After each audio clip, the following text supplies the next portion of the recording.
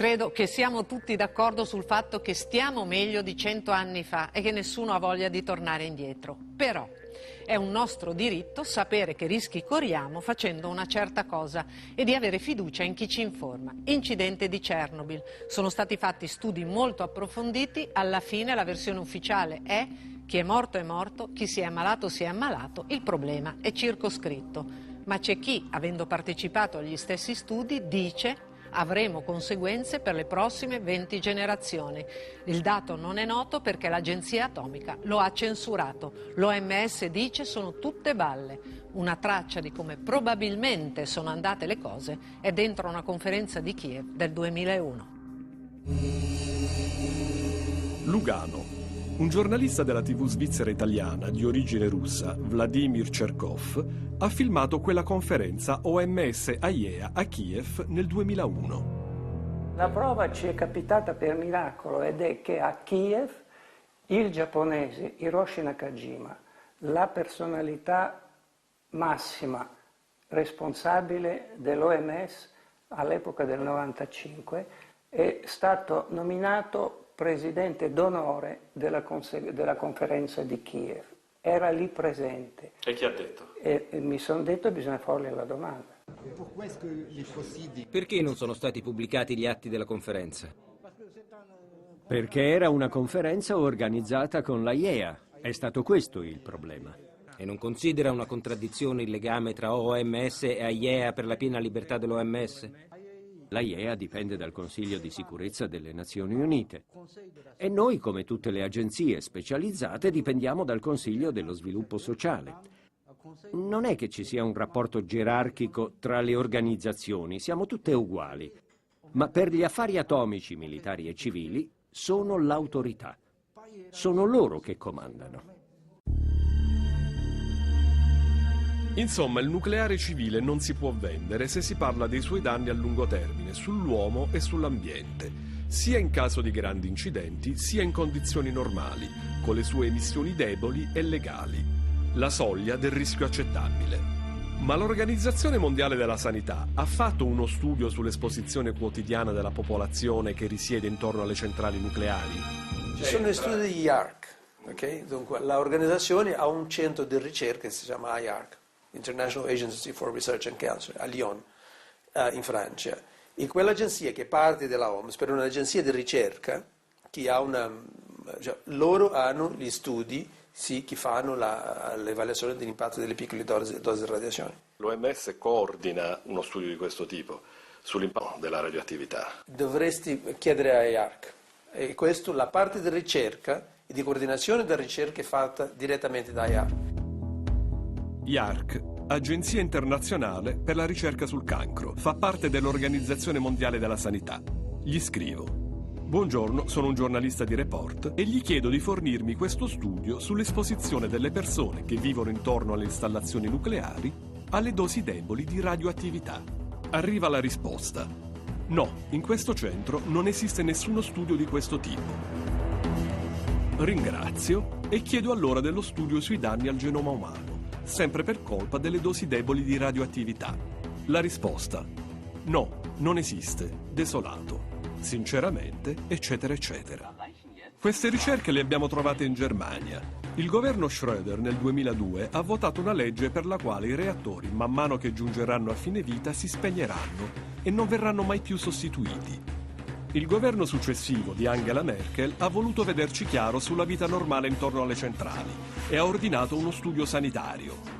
Questa è la zona di Krummel, siamo in un raggio di 5 chilometri e i livelli di malattia sono 4 volte superiori alla media. Abbiamo osservato che tra gli abitanti in zone intorno alle centrali nucleari ci sono tassi relativamente alti di leucemia, soprattutto infantile. Il rischio si presenta con il valore 1 diviso la distanza. Più un bambino vive nelle vicinanze di una centrale, più alto è il rischio che corre di ammalarsi di leucemia e altri tumori. Che cosa risponde a chi le dice che non c'è un nesso causale? Alla fine lo studio l'ha chiaramente confermata. Abbiamo una tale evidenza epidemiologica che il nesso causa-effetto è la spiegazione più probabile, a meno che non si ammetta una causa a noi sconosciuta. Centrale nucleare di Krummel sul fiume Elba, a metà strada tra il mare del Nord e il Mar Baltico. Qui si verifica il più alto numero di leucemie tra i bambini. Gli scienziati hanno anche provato a escludere questo sito dallo studio, per verificare se era Krummel ad alzare la media nazionale. Ma il tasso delle leucemie infantili restava comunque alto sul territorio tedesco. Sono dell'opinione che andarsene non risolva il problema. Ci verranno a vivere altre famiglie. Il nostro dovere è fare sapere che la vita qui è pericolosa. Già da molto tempo, prima dello studio, cercavamo spiegazioni, ma non abbiamo mai ottenuto niente. Solo tanta politica che occulta, che rimuove, che non ne parla. È come sentirsi continuamente minacciati, perché alla fine capisci che in caso di incidente saremo gli ultimi ad essere informati. Come successe l'estate del 2007. Prese fuoco la casupola del trasformatore del reattore e per noi, la popolazione interessata, solo informazioni confuse.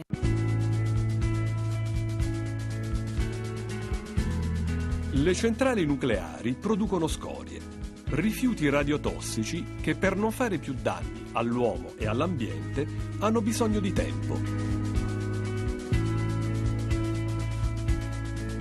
Centinaia, migliaia, milioni di anni, a seconda del tipo. Dove si mettono? Diciamo che nel frattempo ci si arrangia. Un po' si conservano nelle centrali, un po' sottoterra.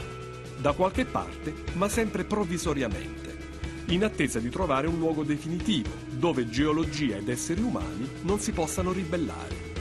Châtenay-Malabry, le porte di Parigi. ANDRA, Agenzia Nazionale per la gestione delle scorie radioattive. Qui si sono posti una domanda imbarazzante. Se una civiltà futura avrà perso la memoria che un tempo si faceva elettricità con la reazione nucleare e accidentalmente va a liberare quelle scorie, stanno cercando una risposta. Immaginate che ci sia una guerra, un grande cataclisma. Può succedere che l'installazione che si sia previsto di sorvegliare non lo sia più e progressivamente diventi un terreno incolto. Allora è necessario che le persone sappiano che in quel posto ci siano scorie radioattive. E se qui, dove i francesi stanno stoccando i loro rifiuti radioattivi, fra qualche centinaio o migliaio di anni, qualcuno che non ne sa niente facesse un buco, che potrebbe succedere a quella civiltà futura? Va bene, se si fa un buco, come dice lei, di centinaia di metri e si riportano in superficie delle scorie nucleari, certo che è pericoloso per gli esseri umani. Qual è il suo lavoro? Facciamo conferenze, visite alle nostre installazioni in modo che le persone abbiano delle conoscenze e le trasmettano ai propri discendenti. Ma non è detto che questo metodo possa reggere per 3 o 5 secoli. C'è il rischio che in qualche momento si interrompa l'informazione. Per questo abbiamo preparato 2 memorie che chiamiamo passive, cioè che non dipendono da un dialogo tra persone. Le abbiamo scritte in un gergo leggibile praticamente da... Penso che ancora nell'arco di qualche secolo si parlerà e capirà il francese così com'è, ma fra 500 o 600 anni si parlerà sempre lo stesso francese o inglese. In questo caso stiamo valutando di creare dei simboli su dei supporti che chiamiamo marcatori di superficie. Mettere sulla verticale dei siti di stoccaggio un certo numero di informazioni attraverso dei simboli che dicano che 500 metri sotto ci sono delle scorie radioattive. Perché no? Ma siete sicuri che possano esistere simboli capaci di attraversare il tempo con lo stesso senso? Al momento non ci sono risposte. Stiamo studiando. La memoria per il sito di stoccaggio geologico non è qualcosa che dobbiamo realizzare per domani, l'anno prossimo o fra 2 anni. Abbiamo più di un secolo davanti a noi per riflettere. Oggi siamo appena all'inizio di questa riflessione. Germania. Non c'è stato bisogno di aspettare nessuna generazione futura. Strade della Bassa Sassonia, zona delle miniere di Asse. Hannover non è molto lontana. Le vedete quelle A in mezzo ai campi? Vogliono dire Aufpassen. Attenzione.